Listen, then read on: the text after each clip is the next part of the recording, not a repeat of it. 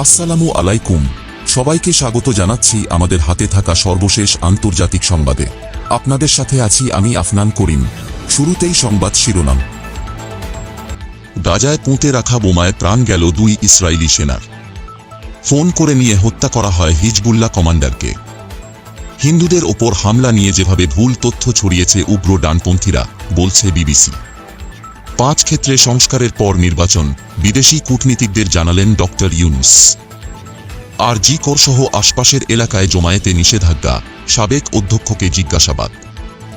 হাসিনা যে ভুল করেছেন, মমতা তা করবেন না, বলছেন ভারতের পশ্চিমবঙ্গের উত্তরবঙ্গ উন্নয়ন মন্ত্রী। টেসলার সাইবার ট্রাকে চড়ে মাস্ককে আমন্ত্রণ জানালেন চেচনিয়ার প্রেসিডেন্ট। কিয়েভের ড্রোন হামলায় রুশ তেল স্থাপনায় আগুন। কমলাকে হারাতে তুলসীর শরণাপন্ন, বাইডেনের চেয়ে কমলাকে হারানো সহজ হবে, বলছেন ডোনাল্ড ট্রাম্প।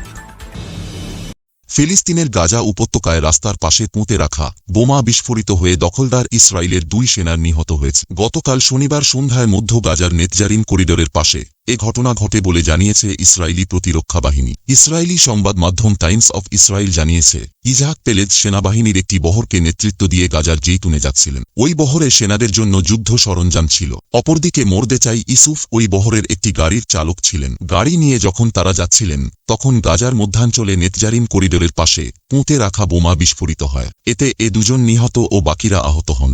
ইসরায়েলি প্রতিরক্ষা বাহিনী জানিয়েছে, হামাসের যে যোদ্ধা বোমাটি পুঁতেছিলেন, তিনি ইসরায়েলি সেনাদের লক্ষ্য করে গুলিও ছোড়েন। সফলভাবে বোমার বিস্ফোরণ ও গুলি ছুড়ে সেখান থেকে নিরাপদে সরে যান এই হামাস সদস্য। ইসরায়েলি ক্ষেপণাস্ত্র হামলায় নিহত হন লেবাননের সশস্ত্র গোষ্ঠী হিজবুল্লাহর সর্বোচ্চ সামরিক কমান্ডার ফুয়াদ শুকর। ওই দিন রাজধানী বৈরুতের একটি ভবনে তাকে লক্ষ্য করে ক্ষেপণাস্ত্র ছুড়ে দখলদার ইসরায়েল। যুক্তরাষ্ট্রের সংবাদ মাধ্যম ওয়াল স্ট্রিট জার্নাল জানিয়েছে, হত্যাকাণ্ডের শিকার হওয়ার আগে একটি ফোন কল পান ফুয়াদ। ফোন করে তাকে তার আবাসিক ভবনের 7ম তলায় যেতে বলা হয়। সেখানে যাওয়ার পরই ভবনটিতে ক্ষেপণাস্ত্র আঘাত হানে। আশপাশে যেহেতু অন্যান্য আরও ভবন ছিল, ফলে উপরের তলায় নিয়ে গিয়ে তাকে সহজে লক্ষ্য করা যেত। ফ্যানকলটি সম্ভবত এমন কারো কাছ থেকে এসেছিল, যিনি হিজবুল্লাহর অভ্যন্তরীণ যোগাযোগ ব্যবস্থায় ঢুকতে পেরেছে। ইসরায়েল কিভাবে নিরাপত্তা ব্যবস্থা ভেঙে ফুয়াদকে হত্যা করতে সমর্থ হল, সেটি নিয়ে তদন্ত করছে হিজবুল্লাহ ও তাদের সাহায্যকারী দেশ ইরান। তাদের বিশ্বাস, ইসরায়েল হিজবুল্লাহর পাল্টা নজরদারি ব্যবস্থা ভাঙতে সক্ষম হয়েছিল।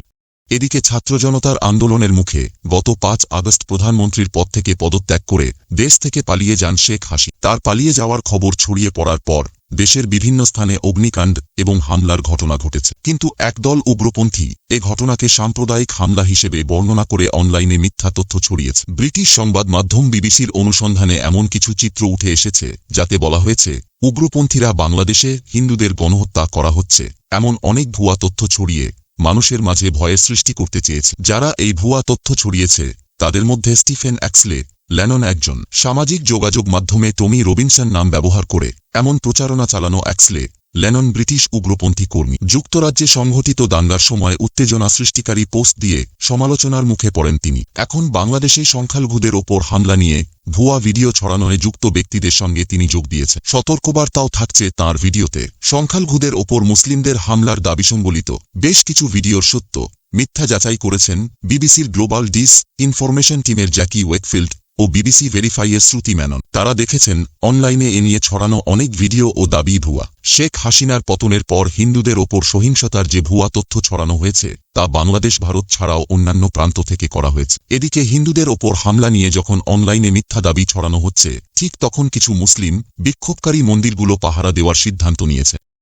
এছাড়াও বাংলাদেশে আইন, প্রশাসন সহ 5 ক্ষেত্রে সংস্কারের পর অবাধ, সুষ্ঠু ও অংশগ্রহণমূলক নির্বাচনের ব্যবস্থা করা হবে বলে জানিয়েছেন অন্তর্বর্তী সরকারের প্রধান উপদেষ্টা ডক্টর মোহাম্মদ ইউনুস। ডক্টর ইউনুস কূটনীতিকদের বলেছেন, নির্বাচন কমিশন, প্রশাসন, বিচার বিভাগ, নিরাপত্তা বাহিনী ও মিডিয়াতে সংস্কার করার পরে আমরা অবাধ, সুষ্ঠু ও অংশগ্রহণমূলক নির্বাচনের ব্যবস্থা করব। এখনকার অগ্রাধিকার হচ্ছে আইন শৃঙ্খলা রক্ষা করা। দ্রুত এটি স্বাভাবিক হয়ে আসবে। অর্থনৈতিক সংস্কারের প্রতিও সরকারের গুরুত্ব থাকবে। তৈরি পোশাক শিল্পে কোনো অস্থিরতা সহ্য করা হবে না বলেও জানিয়েছেন প্রধান উপদেষ্টা। ডক্টর ইউনুস আরও বলেন, আমি যখন দায়িত্ব গ্রহণ করেছি তখন দেশের অবস্থা অত্যন্ত করুণ। ক্ষমতায় থাকার জন্য স্বৈরাচার শেখ হাসিনা সব প্রতিষ্ঠানকে ধ্বংস করেছে। বিচার বিভাগের ভঙ্গুর অবস্থা, গণতান্ত্রিক অধিকারকে দমনের মাধ্যমে খর্ব করা হয়েছে, নির্বাচনে ব্যাপক কারচুপি হয়েছে, নতুন প্রজন্ম ভোট ছাড়াই বেড়ে উঠছিল, রাজনৈতিক পৃষ্ঠপোষকতায় ব্যাংক লুট করা হয়েছে, ক্ষমতার অপব্যবহার করে দেশের কোষাগার শেষ করা হয়েছে। তিনি বলেন, তার সরকার দুর্নীতি ও অব্যবস্থাপনা রোধ করে সুশাসন প্রতিষ্ঠায় অগ্রাধিকার দেবে। অন্যদিকে আর.জি. কর মেডিকেল কলেজ ও হাসপাতালে এক নারী চিকিৎসককে ধর্ষণ ও হত্যার প্রতিবাদে বিভিন্ন হাসপাতালে চিকিৎসকদের কর্মবিরতি চলছে। এ ঘটনার প্রতিবাদে কলকাতা সহ ভারত জুড়ে বিক্ষোভ হচ্ছে। পরিস্থিতি নিয়ন্ত্রণে আনতে পশ্চিমবঙ্গ সরকার গতকাল শনিবার থেকে 24শে আগস্ট পর্যন্ত এক সপ্তাহের জন্য আর.জি. কর সহ পাশের বেলগাছিয়া ও শ্যামবাজার পাঁচমাথার মোড় এলাকায় জমায়েতের ওপর নিষেধাজ্ঞা জারি করেছে। বলা হয়েছে, ওই এলাকায় 5 জন বা তার বেশি মানুষের জমায়েত করা যাবে না। বিজেপি নেতা শুভেন্দু অধিকারী অভিযোগ করেছেন, ধর্ষণ ও হত্যার শিকার ওই নারী চিকিৎসকের ভিসেরা বদল করা হয়েছে প্রমাণ লোপাটের জন্য। যদিও লালবাজার পুলিশ হেডকোয়ার্টার বলছে, ভিসেরা সংগ্রহ, সংরক্ষণ, প্যাকিং, সিল বা লেবেল লাগানোর কাজ পুলিশ করে না। সুতরাং এই অভিযোগ ভিত্তিহীন। তৃণমূলের রাজ্য মুখপাত্র শান্তনু সেনকে রাজ্যের তৃণমূলের মুখপাত্রের পদ থেকে সরানোর পর গতকাল তাঁকে কলকাতার পৌরসভার উপদেষ্টার পদ থেকেও সরানো হয়েছে। পশ্চিমবঙ্গের উত্তরবঙ্গ উন্নয়ন মন্ত্রী উদয়ন গুহ স্পষ্ট করে জানিয়ে দিয়েছেন, পুলিশ এ রাজ্যকে বাংলাদেশে পরিণত করতে দেবে না। ক্ষমতাসীন দল তৃণমূল কংগ্রেসের সরকারও এ রাজ্যকে বাংলাদেশ করতে দেবে না। প্রতিবেশী বাংলাদেশের মতো পশ্চিমবঙ্গেও যেভাবে ছাত্র আন্দোলনের তীব্রতা বাড়ছে, সেই পরিপ্রেক্ষিতে অনেকের মনে প্রশ্ন উঠতে শুরু করেছে, তবে কি বাংলাদেশের মতো পরিস্থিতি হতে চলেছে ওপার বাংলাতেও? সেই পরিপ্রেক্ষিতেই হামলাকারীদের হুঁশিয়ারি দিয়ে রাজ্যটির উত্তরবঙ্গ উন্নয়ন মন্ত্রী বলেন, ওই ঘটনার পরে যারা মুখ্যমন্ত্রী মমতা ব্যানার্জির দিকে আঙুল তুলছেন, সামাজিক যোগাযোগের মাধ্যমে নোংরা ভাষায় মমতা ব্যানার্জিকে গালাগাল করছেন, যারা আঙুল তুলে মমতা ব্যানার্জির পদত্যাগ চাইছেন, সেই আঙুলগুলিকে চিহ্নিত করে সেই আঙুলগুলোকে ভেঙে দেওয়ার বন্দোবস্ত করতে হবে। না হলে এরা বাংলাকে নতুন করে একটা বাংলাদেশ তৈরি করার চেষ্টা করবে। কিন্তু ওরা জানে না, হাসিনা যে ভুল করেছেন, মমতা ব্যানার্জির সেই ভুল করবেন না, করেননি। তাই আর.জি. কর মেডিকেল কলেজে ওইভাবে তাণ্ডব ও ভাঙচুর চালানোর পরেও পুলিশ কিন্তু গুলি চালায়নি। পুলিশ এখানে বাংলাদেশ করতে দেবে না, সরকার এখানে বাংলাদেশ করতে দেবে না। তৃণমূলের কর্মীরা সাধারণ মানুষের সহায়তা নিয়ে এ বাংলাকে বাংলাদেশ করতে দেবে না। এদিকে চেচনিয়ার প্রেসিডেন্ট রমজান কাদিরভ টেসলার প্রধান নির্বাহী ইলন মাস্ককে রাশিয়ায় আমন্ত্রণ জানিয়েছে। একটি তথ্যচিত্রে দেখা যায় যে রাশিয়ান ফেডারেশনের প্রজাতন্ত্র চেচনিয়ার গজনিতে গোলাবারুদ সজ্জিত কাদিরভ টেসলা নির্মিত একটি স্টেইনলেস স্টিল ক্লাথ সাইবার ট্রাকের মেশিনগানের পেছনে বসে রয়েছে। কাদিরভ বলেন, জানটিনি সন্দেহে বিশ্বের সেরা গাড়িগুলির মধ্যে আমি আক্ষরিক অর্থেই প্রেমে পড়েছি। এটিকে এমনি তারা সাইবার বিস্ট বলে না।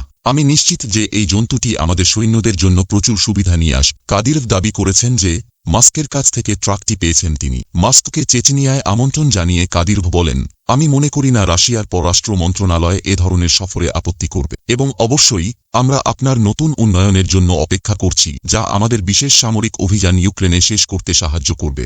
ইউক্রেন রাশিয়ার একটি তেল সংরক্ষণাগারে ড্রোন হামলা চালিয়েছে, এতে বড় আগুন ছড়িয়ে পড়েছে। দক্ষিণ রোস্তভ অঞ্চলে স্থানীয় সময় রবিবার ভোরে এ হামলা হয়। প্রকাশিত ভিডিওগুলোতে হামলাস্থল থেকে ঘন কালো ধোঁয়া ও অগ্নিশিখার বিস্ফোরণ দেখা গেছে। এটি প্রোলেটারস্ক শহরের দৃশ্য বলে গভর্নর জানিয়েছেন। তবে এ হামলায় কেউ হতাহত হয়নি এবং অগ্নি নির্বাপনের প্রচেষ্টা শিগগিরই আবার শুরু হয়েছে বলে পরে আরেক পোস্টে জানিয়েছেন গভর্নর। অন্যদিকে ইউক্রেনের সেনাবাহিনী জানিয়েছে, তারা রোস্তভ অঞ্চলে কাফকাজ তেল ও পেট্রোলিয়াম সংরক্ষণাগারে হামলা করেছে। তাদের মতে স্থাপনাটিতে তেল ও পেট্রোলিয়াম পণ্য সংরক্ষণ করা হয় এবং রুশ সেনাবাহিনীর প্রয়োজনে সরবরাহ করা হয়। রুশ ফেডারেশনের সামরিক অর্থনৈতিক সম্ভাবনাকে দুর্বল করার ব্যবস্থা অব্যাহত রয়েছে বলেও উল্লেখ করেছে তারা।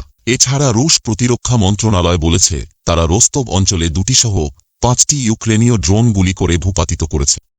এদিকে তিনি প্রকাশ্যেই ভারতকে ভালোবাসার কথা বলেন। হিন্দু ধর্ম তার মতে শ্রেষ্ঠ ধর্ম, গীতা শ্রেষ্ঠ ধর্মগ্রন্থ। তাই ভারতের প্রধানমন্ত্রী নরেন্দ্র মোদীকে একটা গীতা উপহার দিয়ে খবরের শিরোনাম হয়েছিলেন তিনি। আমেরিকার কংগ্রেসের সাবেক ডেমোক্র্যাট সদস্য সেই তুলসি গ্যাবার্ডকে এবার প্রেসিডেন্ট নির্বাচনে রিপাবলিকান প্রার্থী ডোনাল্ড ট্রাম্প তার প্রচার টিমে ঠাঁই দিতে চলেছেন বলে সে দেশের সংবাদ মাধ্যম জানিয়েছে। প্রেসিডেন্ট ভোটে ডেমোক্র্যাট প্রতিদ্বন্দ্বী কমলা হ্যারিসের ভারতীয় বংশোদ্ভূত ভোট ব্যাংক ভাঙতেই ট্রাম্পের এই পদক্ষেপ বলে রাজনৈতিক পর্যবেক্ষকদের একাংশ মনে করছে। একটি প্রতিবেদনে দাবি করা হয়েছে, ফ্লোরিডার মারেলাগোয় ট্রাম্পের প্রাসাদে প্রেসিডেন্ট নির্বাচনে রিপাবলিকান পার্টির প্রচার সংক্রান্ত বিষয় নিয়ে একটি বৈঠক হয়েছে। সেখানে হাজির ছিলেন তুলসী। আগামী 10 সেপ্টেম্বর ট্রাম্প এবং কমলার প্রথম প্রেসিডেন্সিয়াল ডিবেট হতে চলেছে। তুলসী ওই মুখোমুখি বিতর্কের প্রস্তুতিতে ট্রাম্পের অন্যতম সহযোগী হিসেবে কাজ করছেন বলে মার-এ-লাগোর বৈঠকে উপস্থিত দুই রিপাবলিকান নেতা জানিয়েছে। প্রেসিডেন্ট জো বাইডেনের তুলনায় ডেমোক্রেটিক পার্টির সম্ভাব্য প্রেসিডেন্ট প্রার্থী কমলা হ্যারিসকে হারানো সহজ হবে বলে বিশ্বাস ডোনাল্ড ট্রাম্পের। এক নির্বাচনী সমাবেশে সাবেক মার্কিন প্রেসিডেন্ট ট্রাম্প কথা বলেন। ট্রাম্প বলেন, আমার বিশ্বাস কমলাকে হারানো বাইডেনের চেয়ে সহজ হবে।